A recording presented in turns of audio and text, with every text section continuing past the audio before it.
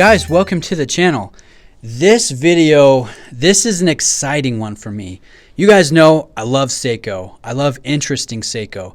And I have one of the most interesting and rare quartz chronographs that they've released. And I want to do a video on this because this is one of the most underrated watches that you can buy. It's really interesting for a number of reasons. So this came out in the early 80s. This was the first time that an analog quartz chronograph was produced by any company. And it was produced by Seiko, the kings of quartz, the originator of the quartz movement, the movement that really almost killed the traditional luxury mechanical watch world. For a while, it got pretty precarious there, and this was produced during the height of that crisis. And it's a really fantastic little watch. You can see it's also a very attractive watch. We've got a panda dial. We've got a bicolor tachymeter ring. We've got kind of the royal oak integrated bracelet design here. It's stunningly beautiful. I love the little details here. If you look at the chamfered edges of that case, which is nice and thin, by the way. Even the chamfered hardlex crystal you can see during where it meets the tachymeter ring. It's just really, really sharp looking. I mean, even look at this bracelet with the brushed links and the bicolor black center section to those H links. This is really, really cool. Not only aesthetically, but the quartz movement is pretty impressive.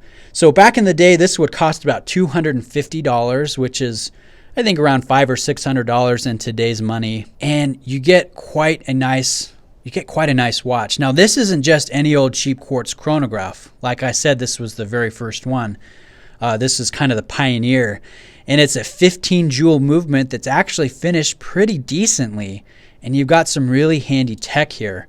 So I'm going to show you the action. This top pusher here engages the chronograph, and you can see your 1/10 of a second counter going down there. This is your standard seconds hand, and this is your minute counter. If you look on a close level, you can see that the seconds chronograph hand hits each tick perfectly it's not offset at all like you would get on a Swiss quartz movement.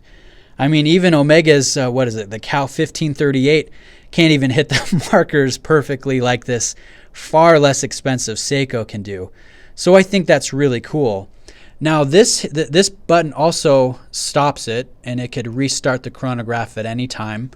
But this one up here at the 10 o'clock position also stops it, but internally the chronograph is still running. So if you needed to take a quick movement, but you are not finished with your timing feature, or with what you're timing, you can press it again, and that hand jumps forward to where it should be had it kept going without stopping.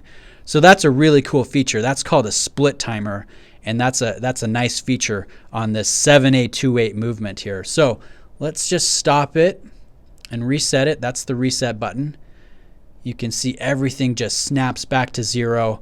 Super smooth, super nice. Now this is called the 7A28 7039. It's kind of a long designation, and that's the international model designation for this quartz chronograph. They also did the 703B, which was the JDM only version of it. So, I mean, this is a really cool piece of history. You know, the first analog quartz chronograph. It's a very nice one. You can actually regulate this movement and have it serviced. And there's quite a few of them still out there. It's kind of getting kind of in the beginning stages of a cult following, you know, the Seiko fanboy experience. This is a very interesting one, and I'm super fortunate to show it to you guys.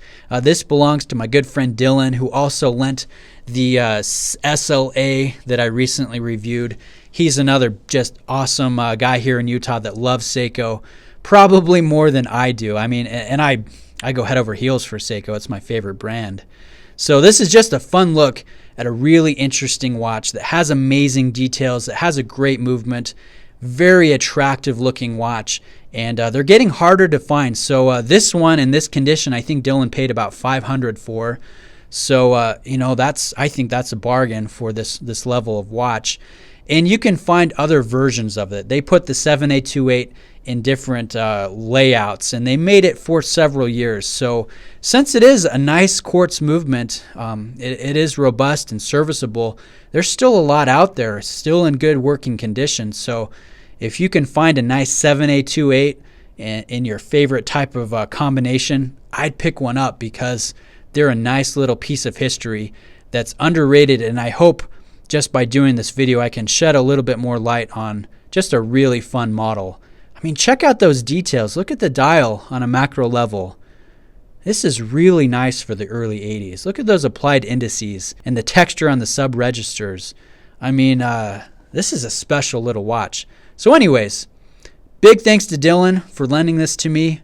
I think it's sweet. I'm a big fan of one. If I can find a nice one, a nice example of this, I definitely want to add one to the collection because I mean, I can't say enough good about it. So anyways, guys, please reach out to me if you have any questions. Thanks for watching, and I'll catch you in the next video.